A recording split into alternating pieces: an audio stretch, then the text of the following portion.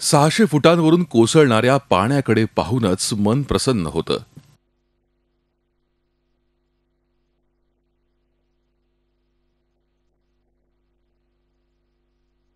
निसर्ग सौंदर्याचा आनंद लुटताना पर्यटक बेधुंद होतात.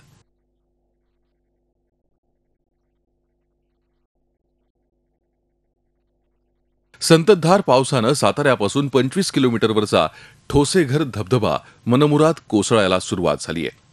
शेकडो पर्यटक ठोसेघरला भेट देत आहेत. छान ठिकाण आहे इथं आणि पाऊस पण खूप छान पडत आहे. अतिशय सुंदर दृश्य दिसत आहे. सध्या वातावरण चांगलं आहे. शासनाने इथं व्यवस्था चांगली केलेली आहे. जाण्या येण्याची सोय आहे. चहा पाण्यासाठी हॉटेल्स वगैरे आहेत. इथं सगळी व्यवस्था अतिशय छान झालेली आहे. हिरवाईचा शालू पांघरलेली धरती पर्यटकांच्या स्वागतासाठी सज्ज आहे. रंगीबेरंगी रानफुलं लक्ष वेधून घेत आहेत. गवताच्या पात्यांवर विसावलेले पाण्याचे थेंब मोठ्या समान दिसत आहेत. पर्यटक त्याचा आनंद उपभोगतायत. डोंगर दऱ्या खळखळणाऱ्या छोट्या धबधब्यांमध्ये पर्यटक आनंद लुटतायत.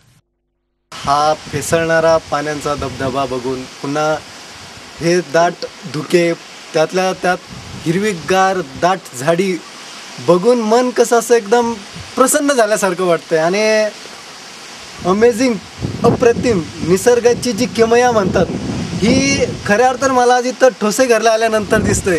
रोजच्या जीवनातला कोलाहल बाजूला ठेवत ठोसेघरला आलेला पर्यटक निसर्गाचं विलोभनीय रूप घेऊन परत जातो तेव्हा त्याला नवी उभारी मिळालेली असते.